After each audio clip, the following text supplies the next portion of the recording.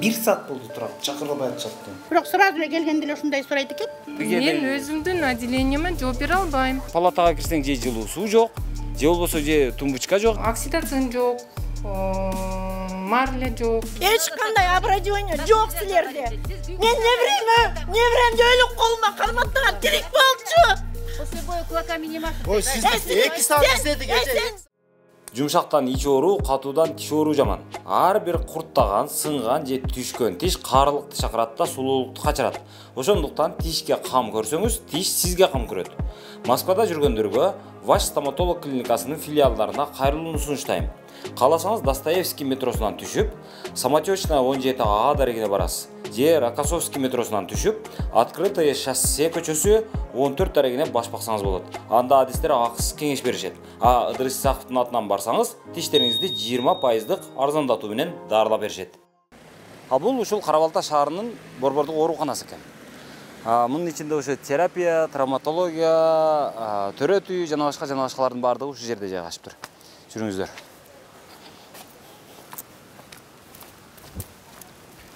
Негизи эле киргенде биринчи мамилени байкасаңыз болот.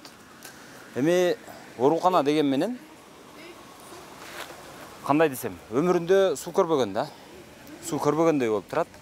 Мына мисалы турбалар турат, дарактар турат, арык уже жоголуп кеткен. Кураган дарактар, кураган чөптөр. Бул жерде мындай бир кандай десем, ташталып калгандай да. Мына неге турат мына? Мына ушул ооруканага кирип кетип аткандагы киргендеги тротуарлардын бирөөсү.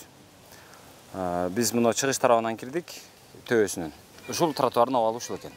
Бул жакта дарак эгилип турат, эгилген менен даракка суу кете турган арык жок.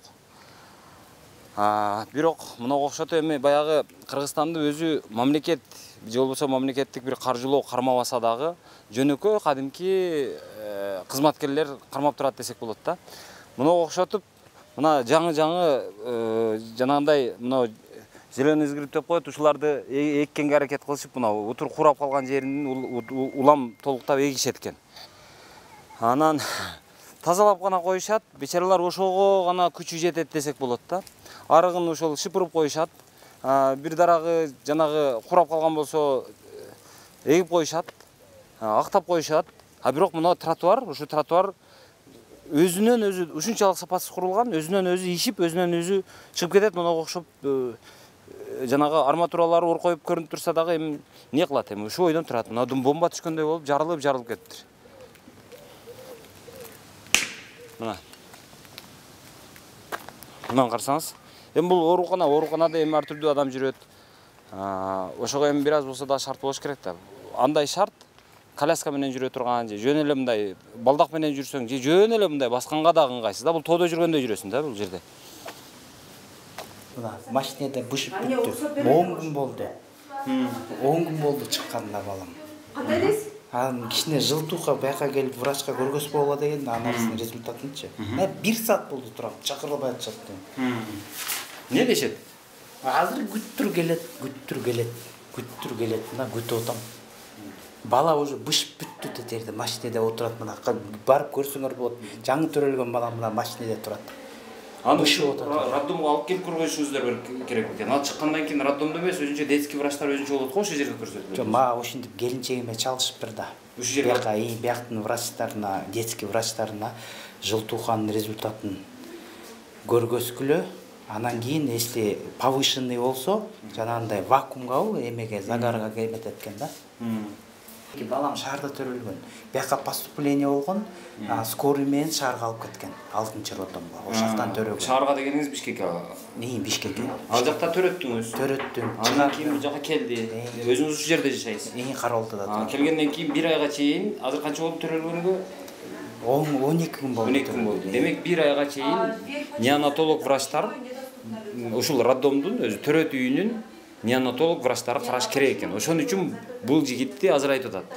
Ушул роддомго, өзүңөр жашаган жердеги роддомго, төрөт үйүнө келип туруп, ошол неонатологдорго көргөз деп направление берип тур. Бул айтып атат. Бала машинада бишайын деп калды, 10 күндүк бала. Врач 1 сааттан бери чыкпайт деп. Неонатологдор барбы өз негизи? Азыр бир аз күтө турам деп, бежеке, сиз салкын жакшы жерде отурат экенсиз. Булар азыр машинада 10 күндүк бала бышайын деп калды дейт. Манту болуп калыптыр уже.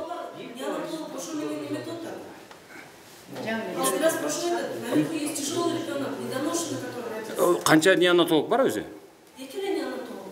Канча адамга? Өзү төрөт канча өзү деген? Бала чагым боюнча историям аябай кыйын да мында негизичи. Биринчи балам 2017 жылы Кейсерева менен Чуйский, Аламединский больницада төрөлгөн да. 40 күнгө жетпей чарчап калган болчу. Башында эмесе тунугу катып калыптыр да, короче. Ошол жерде халатына врачей кетип атат, роддом кетип атат, ничего не разбирались 2017 жылда. Ошондон кийин ошол роддомдон Кыргызстан роддомунан көңүлү калып калганда, киргенде эле сразу врачтар монча акча бересиң, Кейсеровага монча бересиң деп бүт эме кылганда, ана ошо кыргызстанский роддомдон көңүлү калып чын байке. Экинчи баламды 2019 жылы Москвага барып төрөттүм. 5000 рубльга полюс жасаттым. Бүттү, эчтеке сурашкан жок. 11 январда балам төрөлдү, азыркы 3 жашта баламчы. Бүт до конца карап, Собянинден подарок алып, эч кандай, мен даже выпискада врачтарына бир тортик берсем, жүрөктөрү чочуп кетти. Это что такое деп эметишти. Анан бул жерде кандай болду? Бул жер асман менен жерде. Качан бизге Россиянын эмесиндеги жетебиз деңгээлине билбейм. Бирдемке болсо эле чөнтөктөрүн сунушат, акчасын сурашат. Мейлем беребиз дечи. Азыр конкреттүү айтсаңыз, мисалы азыр акыркы балаңыз 10 күн мурун төрөлүптүр. Төрөлдү. Анан ал кандай болду эми? Ал Кудайга шүгүр. Жо, негизи ошол чыгымдары, акыркы баламдын историясы, мен балам боюнда бар да, бала мочевой пузырь матка жака ылдый расположенный болуп калыптыр да. Берден ушу балам 9 айга чейин шаарда бир эмеге врачка учетто турду. Бүт бары футбол этти, албайбыз деди. Албайбыз. Бул очень опасный, өтө опасный. Буну албайбыз дегенден Алматыга алып барайын деген уже. Алматыга тилекке каршы берден кровотечениясы ачылып кетип, Карабалтадан. Кровотечениясы ачылып кетип, бияка алып келдим. Изучу салып отуп, бияка алып келдим. Бияктагы врачтар биздин бияка күчүбүз жетпейт деди. Күчүбүз жетпейт.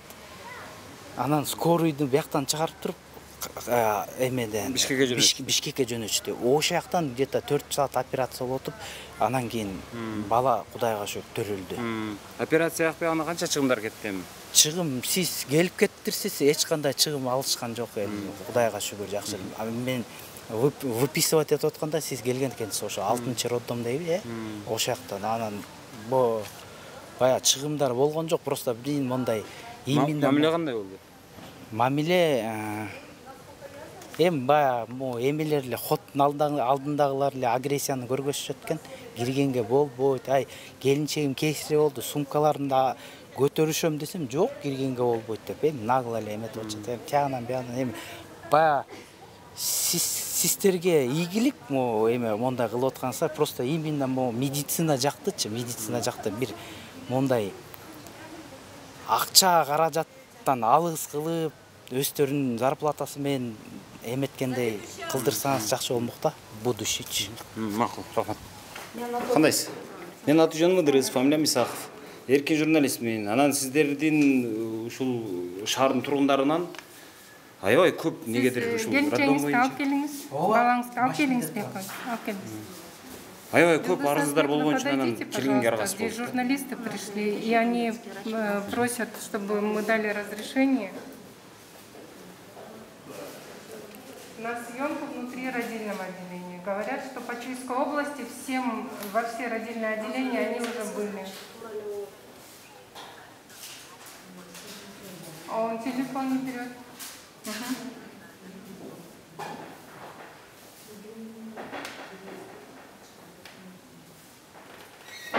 суроолор бар сизде? Бизде негизинен тааныш мамлекет эл деп атабыз. Элдин болот экен го эшикти. Мен сизге берем. Сиз Мен биякны заведующиймин, Назгүл Алиапаровна. Жакшы экен.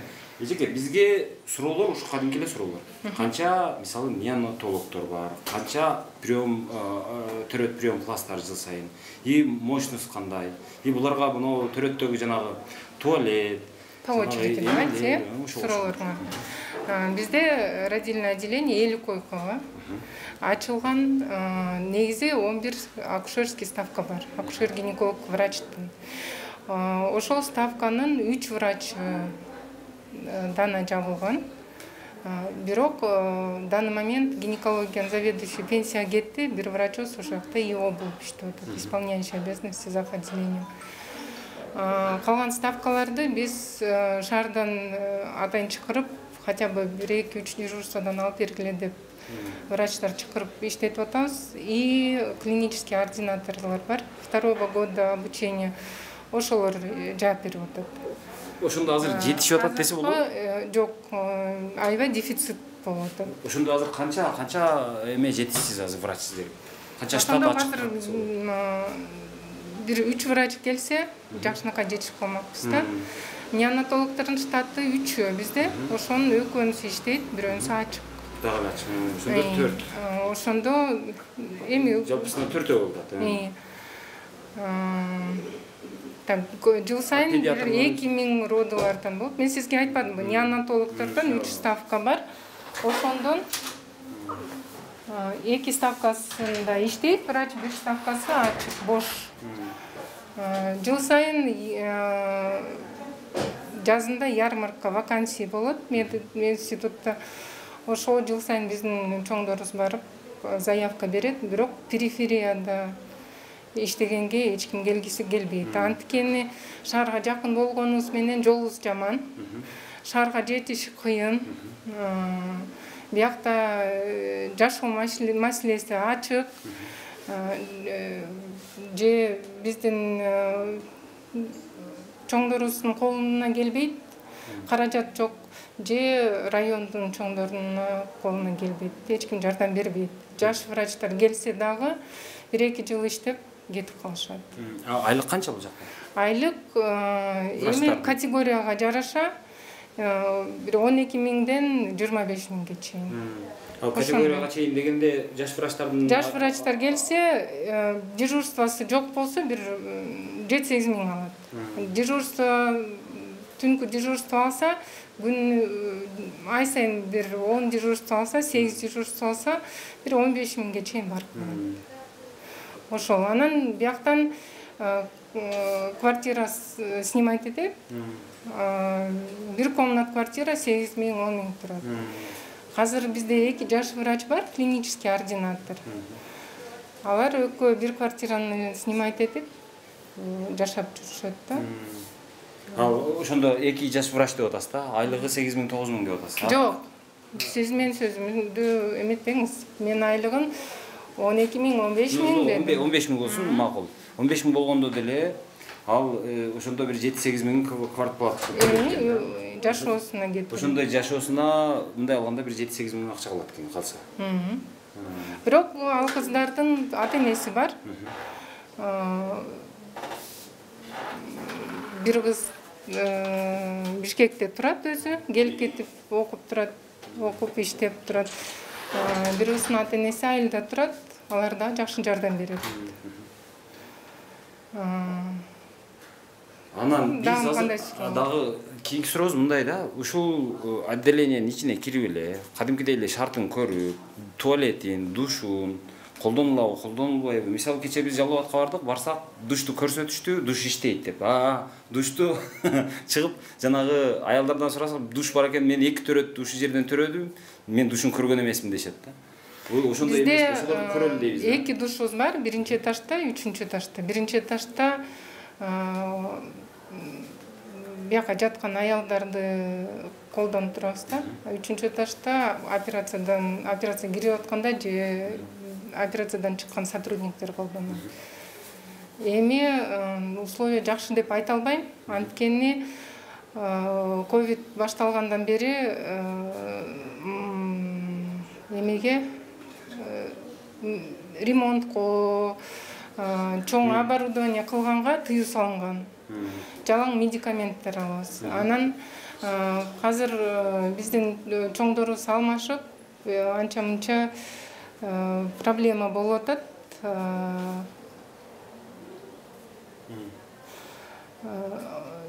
Дары жок.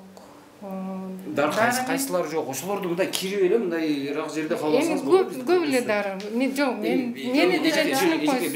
бизди туура түшүнүңүз. Биз сиздерге душман эмеспиз. Биз сиздерди жамандайлы деп келбей атабыз. Мен болгону мамлекеттик обеспечениянын деңгээлин көрсөтүп ачып берейин. Эми сиз деле мени түшүнүп коюңуз. Менин директорум бар, зам директор бар. Алар уруксат берсе мен киргизем. Проблема жок. Телефон чалып сурап көрүңүзчү. Ушундай деп келишти. Таанышабыз деп атат. Жашыра турган иштер жок. Директор акимиатта жүргөн болчу, мүмкүн ошого телефон албай атат. Зам директорубуз отпускка кеткен и исполняющий обязанности иштеп атат. Анан дагы бир нерсе. Мисалы биз азыр өз көргүбүз келип атат да, кайсыл дары бар. Ал дарылар монтип илинип турабы, тизмеси, ошого окшогон нерселерди көрөлү деп атабыз. Кадимкидей мисалы эл деле көргүбүз келип атат да, дарылар каерде илинип турат экен, кайсы жерден көрсөк болот экен. Анан обеспечение боюнча мисалы ошол шарттары кандай? Жанагы палаталардын ичинде жанагы таракандар барбы жокпу? Жок. Жок болсо мисалы азыр аларды баягы антибактериальный лампалар болот экен. Ошолор барбы жокпу? Мен ошолорду көрөйүн деп атам өз көзүм менен. Андан сырткары мисалы кечээ мисалы Жалал-Абадтын примеринде айткым келет. Жанагы эме дренажный трубкалар мисалы ошого окшогондордун обеспечение кандай болуп атат? Ошолорду ачык айтсаңыздар сиздерден сураныч. Дренажный трубканы азыр бар. Дренажный трубка деген бар. Оксидация жок, марля жок, самын, порошок, салфетка сиз айткан толук камсызданган жок. Ошон үчүн көп нерсени бизге келип аткан аялдарга жазып беребиз.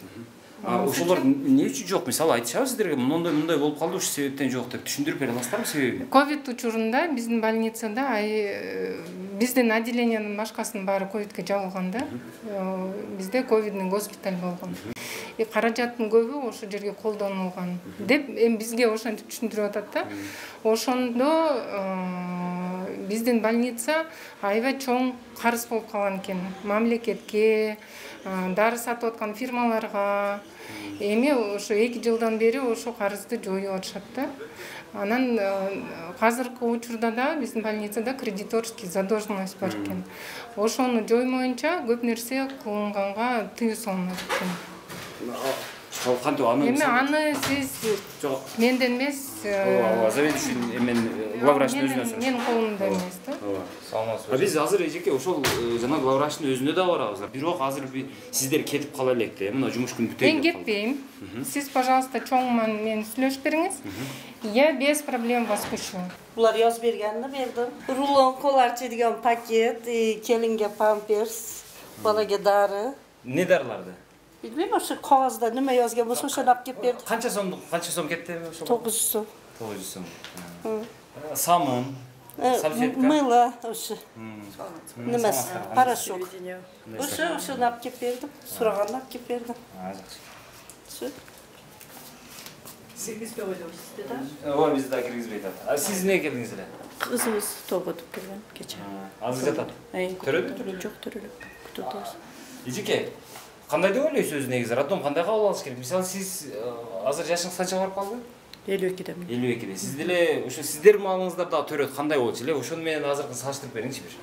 Ой, биздин малдагы төрөт менен азыр салыштырыш болбойт да. Неге?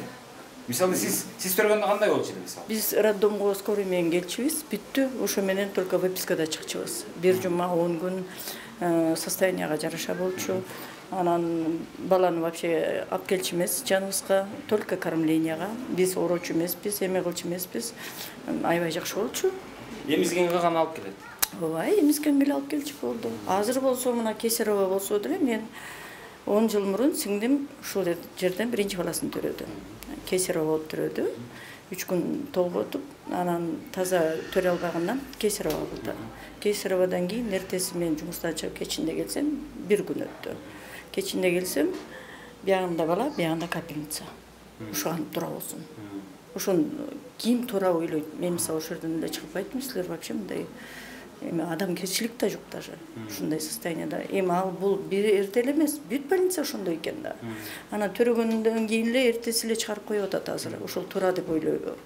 Мисалы аял киши толготуп, денесин баары ачылып атса, жарылып атса, анан эртеси эле киндиги катып чөлүктү эле чыгарып атса, азыр прищепка басылып коет, американский метод деп топко секирип атат дейт.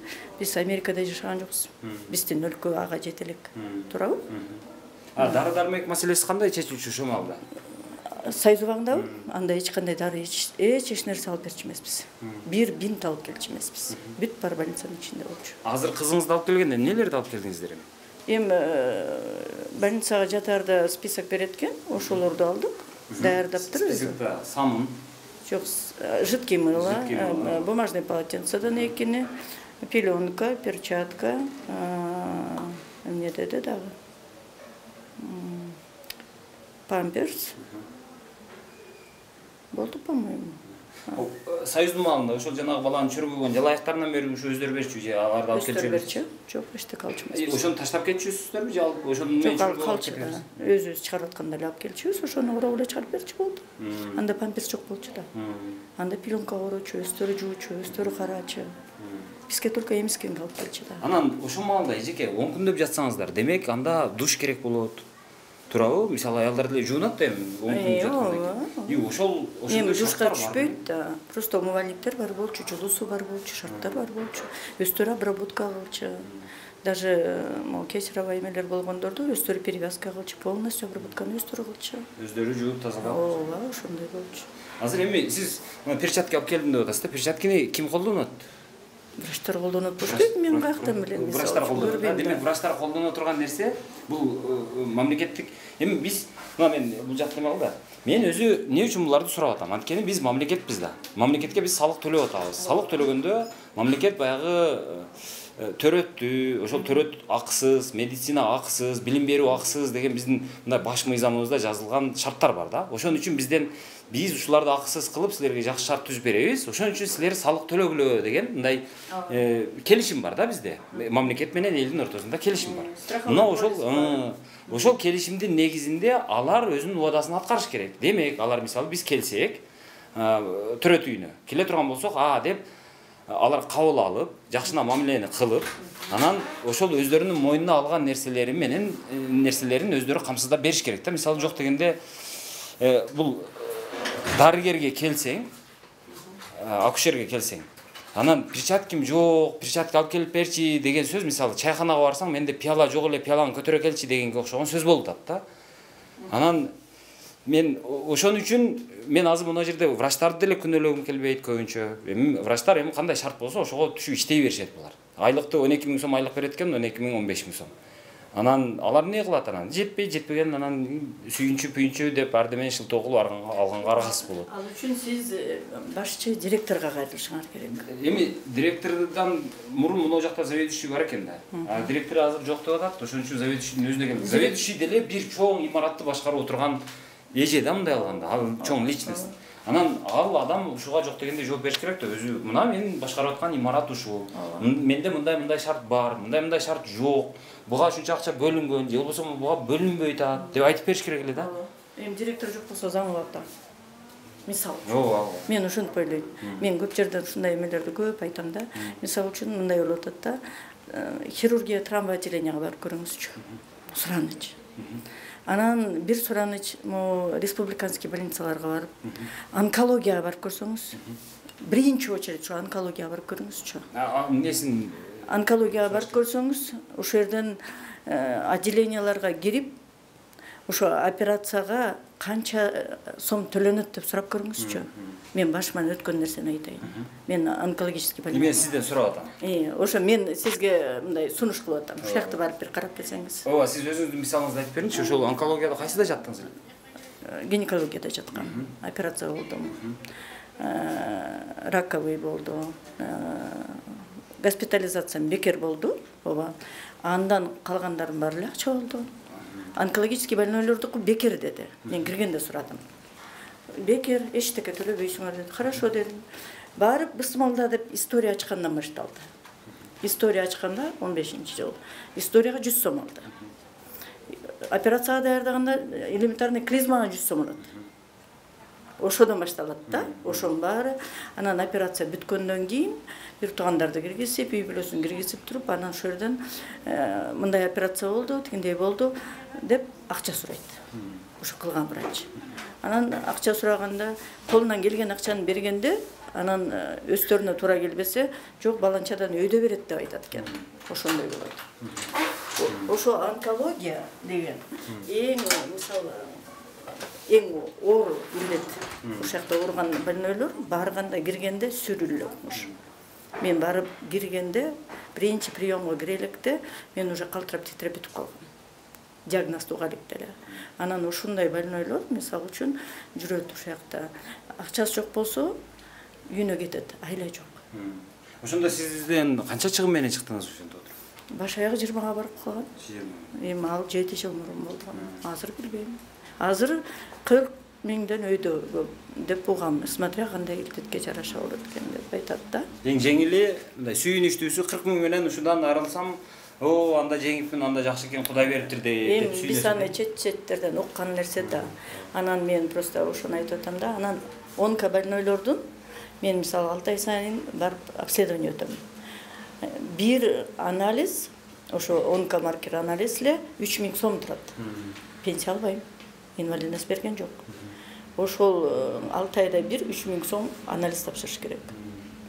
А мисалы үчүн химия алгандар же 3-4 стадиялар, мисалы пенсия алгандар, алардын пенсиясы кичинекей да по инвалидности онкобольнойлор.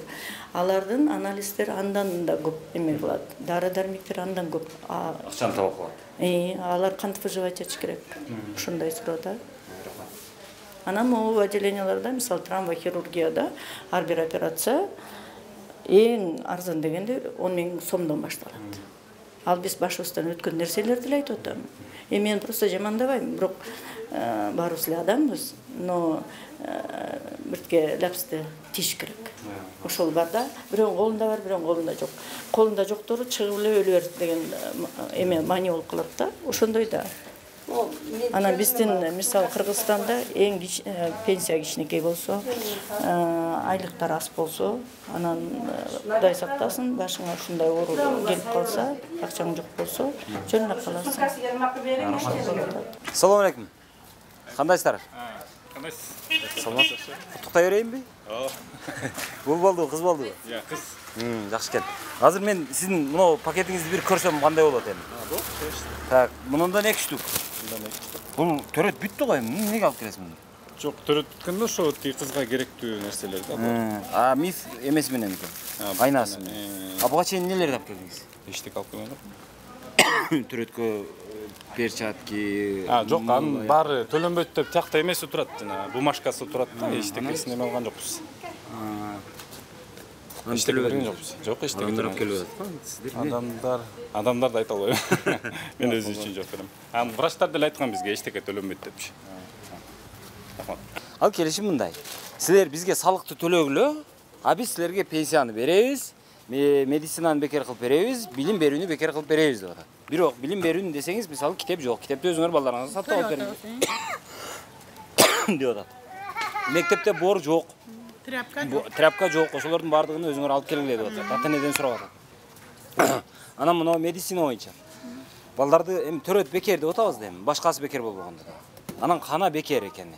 Азыр перчаткиден бери өзүм алып келип берип атам дейт. Перчатки бердик биз. Сиздер 10 перчатки. 10 перчатки, мынандай бумага, укол, 2 марли, 2 метр. Анан 2 жолдары алдык, бир дарысы бу жерде жок экен, Ной Николаевка остановкасынан саат 12-де алып келдик, давлениянын дарысы дейт, таблетка 1000 сом экен. Бу жерде жок экен, Ной Николаевкадан алып келип, түнгө 12-де алып келип бердик. 1000 сомдук таблетка мындай эле. Бир алып бердик, мурдагы дары алып бер деди, свеча баарын эми кой. Келинем ооруп атса, жаны кейип атса деп баарын алып берип атабыз. Анан каяктан бекер болуп атат билбейм. Бекер деле жок. 10 перчатка ушундайдын баарын алып келдик биз деле.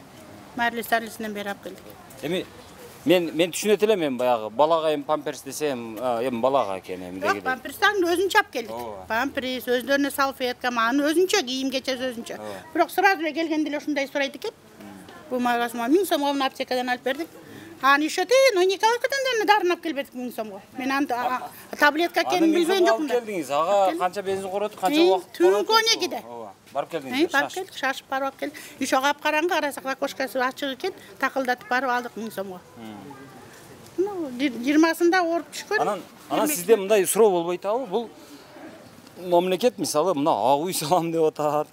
Анан мындай биз эми президенттерге, жетекчилерге бардыгына служебный машина, жакшынакай кресло, кабинеттеринде кондиционер, ушулардын баарын коюп берип атабыз да, айлыкты берип атабыз.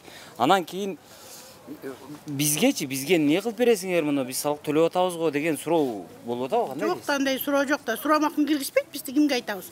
Кокус азыр бирдеме айтсак, аны тияка барган келинди коркутушат, карашпайт. Корком, мен ошон үчүн сүйлөбөйбүз да, кокуй, аман эсен төрөсүн биринчи жолу төрөп атат деп эле кошомат жазайбыз, барып ал эмне алабыз.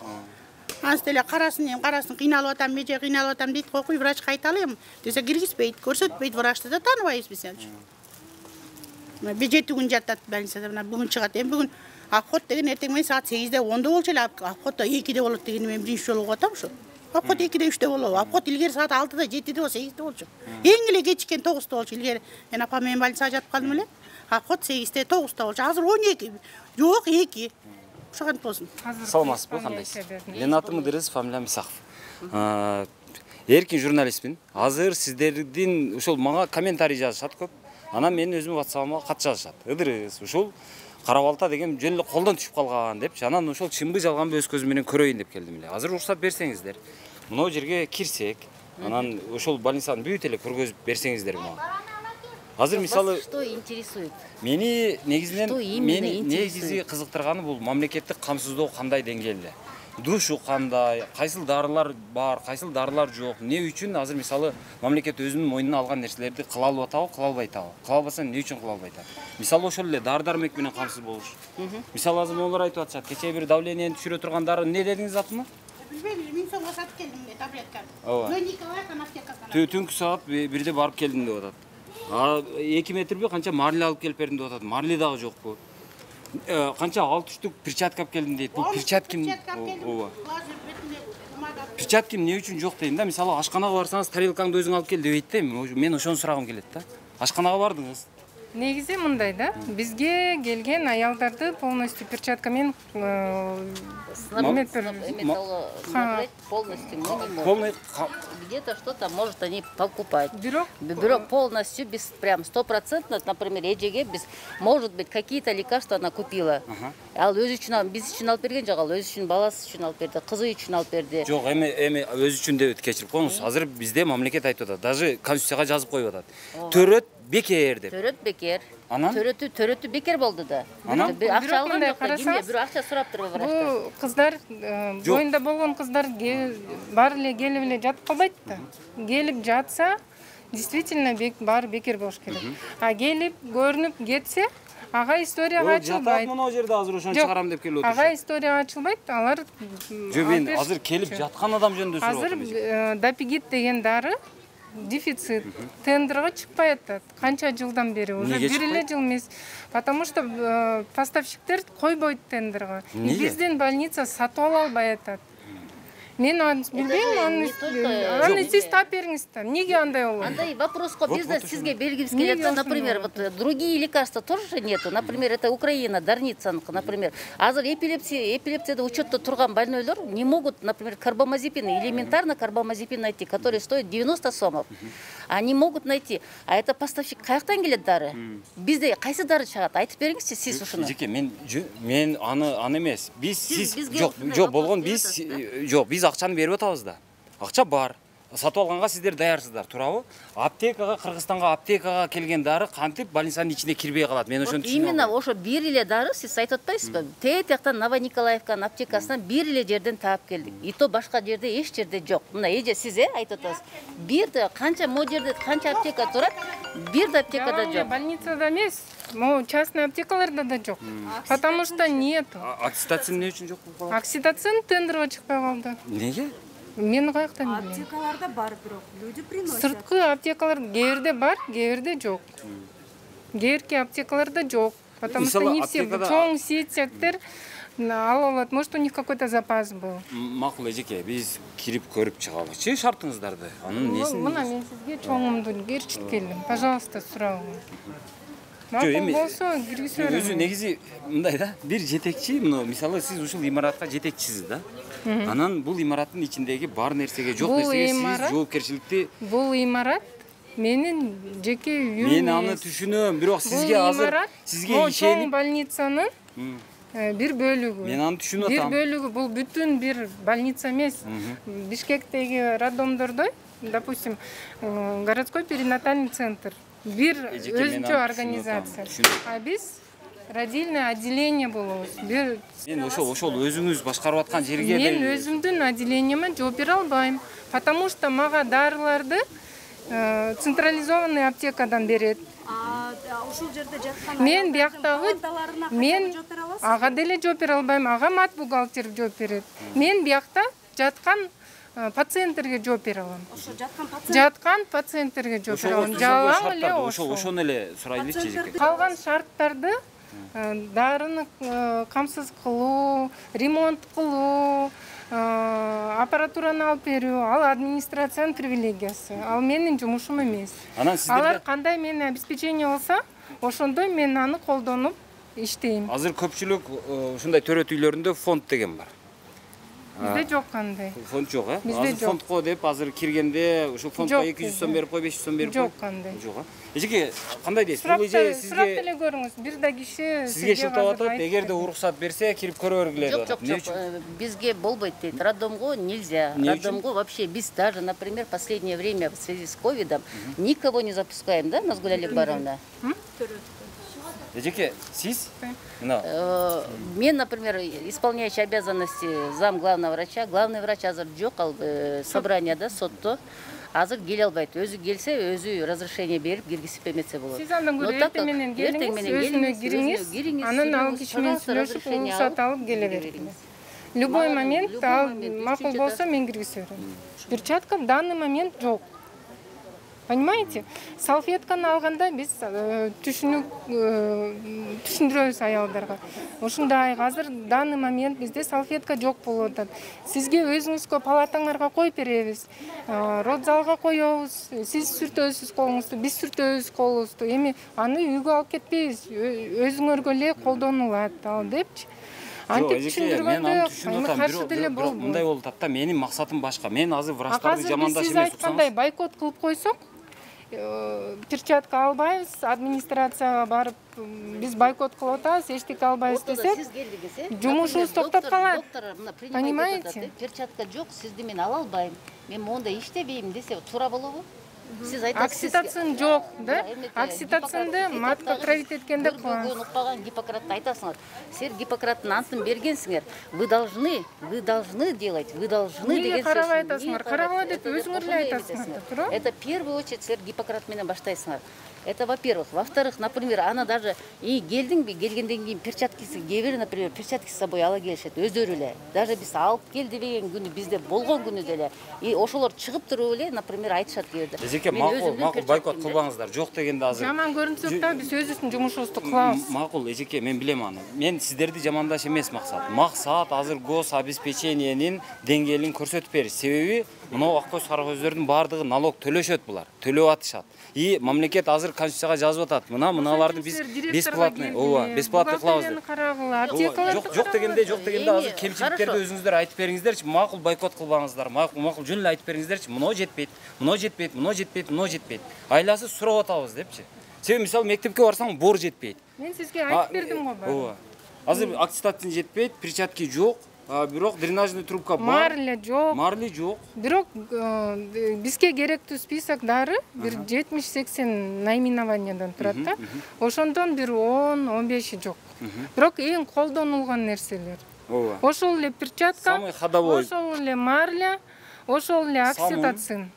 Эми самында айткан ножпа колдонулбайт, протоколдо жок бизде. Азыр бирок ножпаны алып келипсиз. Ашказан ооруп атканда кылабыз кээ-бирде. Ал бирок протоколго кирбейт. Ал башка отделениедагы терапевт назначать этет.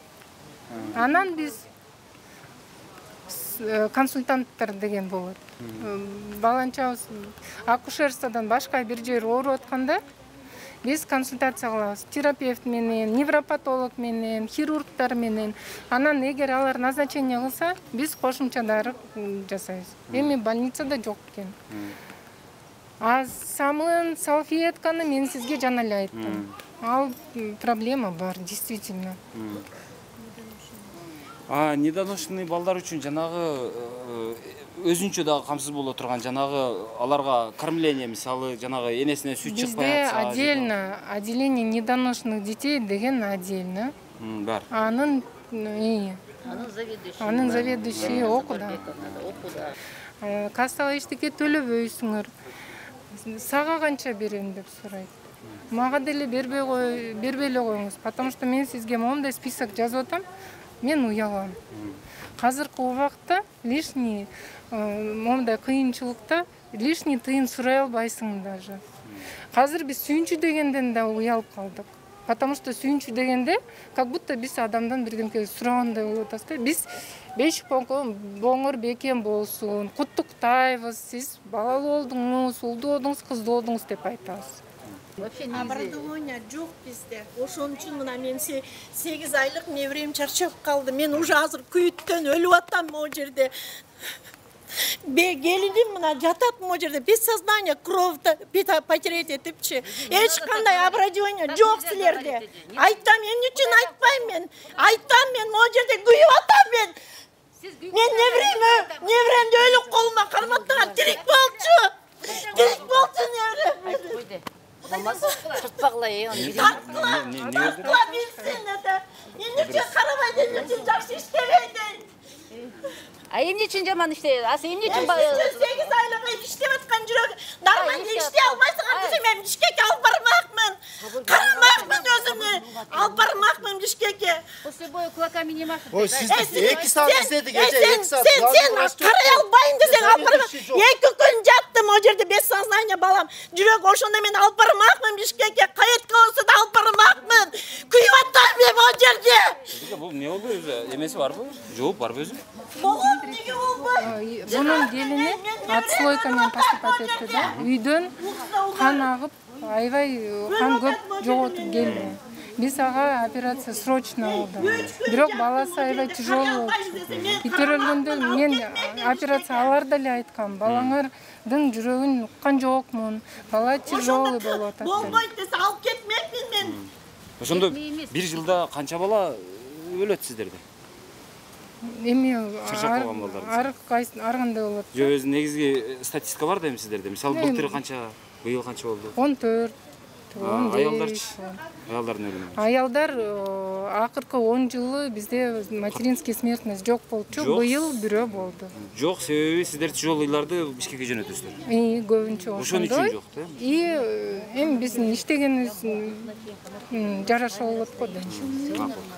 Почему передачасын постоянно көрүп жүрөм сен передачаны. Давай актык керек могу жерге тактап бер. Мен азыр эле коюп өзүңүз эме жок. Келиниңизби, кызыңызбы? Келиним. Кандай абалда келим аябай кыйын составта келди. Сознаниясы начар келиптир. Мен Бишкекте болчумун, келдим. Анан небереңердин жүрөгү жаман согуп атат деди. Ошондо карай албайбыз десе мен чакырмакмын да. Мен Бишкекке алып кетмекмин. Биз карай албайбыз десе. Карап бересиңерби? Ошондо точно чыгарып берсе мен алып кетмекмин да Бишкекке. Ушундай сознание көрмөк эмесмин мен ушул күндүчү. 8 айлыкта төрөлдү. 8 айлык куткарып калса болот, например 5 айлыкты деле куткарып калып атпайбы? Интернетти полностью кудум эде. Жашап кетет экен 8 айлыкчы. Жөнөтсө күчтүү врачтар келмей экен да, ошон үчүн кечеги күнү айтса болмок да, күчтүү врачтарды чакырмакпыз да. Күчтүү врачтарды чакырмакпыз, карамакпыз, алып кетмекмин мен чарчап. Өчүрүп койдук туда суда деп эми чарчап калган маалда берип атат да биздин олубузгачы. Чарчап калган балабыздын. Азыр биз не деген кызымдыкы деген азыр сурайбыз врачтардан, карай албаса алып кетебиз Бишкеккечи. Не кылабыз башка? Оборудование жок. Могу жерде ким айтып атат? Эч кандай оборудование жакшы болсо бал неврем жашап кетмек. Сонун дем алып аткан 93 болгон. Мен көзүм менен көрүп чыкканмын. Видеолоруна чейин тарткан 93 сатурациясы? Ооба. 93 157 согуп аткан. кечинеси ыйлап кып-кызыл болуп атыптыр, аялым чыгып, бала ыйлап атат, үнү чыкпай атат, карабай атат дейт врачтарчы. Акыры деген айылым кетип 8 айлык баланын үнү чыкпайт дейм, үнү кып-кызыл болуп жатат дейм, кечке малчы, эми караса болот, ошону сактап калса болмок. Айлам кетип баса албай дейт. Кесарево болгондо акыры дейт, вилканы ыргыттым дейт. Алам кетип калды дейт. Басканга невозможно дейт. Ошо чындап эле баягы неонатологдор боюнча кече мисалы Жалал Абадта да кудум ушул сөз болду. Ал жерде мындай болот. Неонатологдор иштебейт. Жок, жөнөкөй врачтар. Мисалы мен жатам дейт. Операция болгонмун, оор операция болду. Баламды жаныма жаткызып койгон, ала албайм, эптеп колум менен мунун доктор жакасынан кармап алып, эптеп жаныма алып эме кылдым дейт. Чакырсаң келбейт. Баягы дежурный медсестра ал жерде жанагы семичке чагып кола ичип отурат дейт. Ошондо кандай сиздерде медсестралар өзүңүз? Бизде бир палата, бир этажга бир детский медсестра. Как мен сак болсун дос мен деген бүттү уже кетти, болду, кереги жок, кереги жок. Билсин эл. Мен окшогондо канчасын небересин. Неге бердим го мен сизге? Жок, өзү азыр медсестралардын кандай мамиле болот дейм да, эмне үчүн мисалы азыр бул айтып атпайбы? Мен муну ойлоп таппайт да, мисалы бала ыйлап атат, анан кашыкты ыргытып болсо да эптеп. Бала действительно тяжелый. Мен аларды бүт доказать этип берем. Айлам кетип калды дейт, бала көкмөк дейт, эч ким укпайт дейт. Кыйкырам, тура албайм ордумдан дейт. Бала көкмөк басып келдим, жылып дейт. Жылып басып келдим, акыры дейт. Эч ким укпаган, вилканы ыргыттым, күчүмдүн барынча дейт.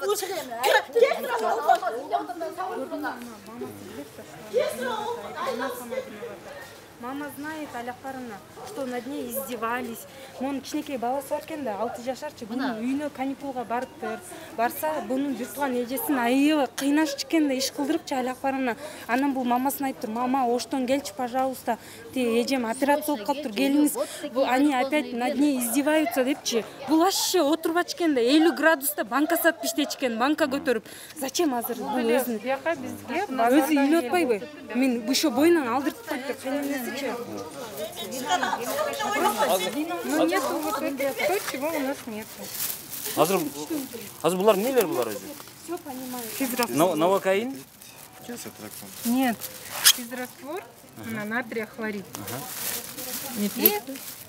Цефтриаксон. Кетгут номер 6. Тоже бездетёк. Нитрит тоже жок. Колдонуп да тийип туруп, анан тийип бүткөндөн кайра алып келгиле. Жок, бизде ичкеси бар. Жок, а биз жоонун колдонобуз. Жоону жок. Жок, колдонуп туруп да муну тийип туруп да. Жок, эми сизден алдым, эмки аялга калтырып койдук. Балага пеленка деп. Канча кетти азыр эми ушуга чыгым жалпысынан? Чейин алдым. 350-370 сомго кетти жалпысынан. Эми мында карасаңыз жалпысы эми болбогон 370 сомдук дары экен азыр муну бир пакет. Бирок ошол 370 сомдук эме ушунча дары азыр жок да. Эми мен ошон үчүн айтам да, биз мамлекетмин деп моюнга алып, мына жок сен болбойсуң десе, жок мына мен болом, мен кыйратам, мен жыргатам деп мисалы бийлик талашып отурушат тиги жакта. Анан келгенден кийин болгон ошол эми 300 сомдук дары жок да эми. Ошол жок экен. Туурабы, мен туура айттымбы? Эми бюджетти көтөрүп атабыз деп атат. Мисалы мен экономиканы көтөрөм дейт, мен бюджетти көтөрөм дейт, мен жыргатам, мен эме кылам дейт да, бийлик ошентип келет да. Жок сен болбойсуң десе, жок мен кыйратам, мен жыргатам дейт. Жыргаткандагы абалыбыз эми ушул да эми.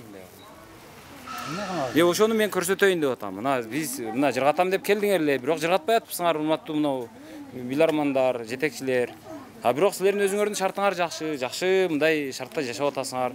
Иштөө үчүн бардык шарт түзүлгөн, телефонуңар бар, интернетиңер бар, кабинетиңер бар, кондиционериңер бар, кызматтык машинаңар бар, айлыгыңар жакшы, жаман эмес. Бир дагы кедей чоңду көрө элекмин. Мисалы мен азыр Жапаровду кедей деп айта албайм. Акылбек Жапаровду кедей деп айта албайм. Ташиевди кедей деп айта албайм. Бир дагы министрди мисалы мен азыр кедей деп айта албайм. Депутаттардын арасынан кедей депутаттар бир ашып кетсе бир 5-6 болушу мүмкүн. Бирок алар дагы кедей эмес, итке минип калган эмес. Бизнеси жок болушу мүмкүн, всё. Бирок калгандардын бардыгы кедей эмес да, бардыгы бай да. Эмне үчүн ошол мисалы бийликке кичине эле ошо бийликке бир жакыныраак, кичине эле бийликтин ошол кругуна баргандар гана байый берет дагы. Анан мамлекет өзү кедей болуп эле эч нерсеси жок кала берет мына жакта. Кирсең палатага кирсең же жылуу суу жок, же болбосо же тумбучка жок, же болбосо бир болбогон бир 4 квадрат метр жерде 4-төн 5тен катын жататындай алгандачы. Анан ошонун бардыгын эсептеп көрө турган болсоң, бир аялга 1,5 квадрат метр жер туура келип атат.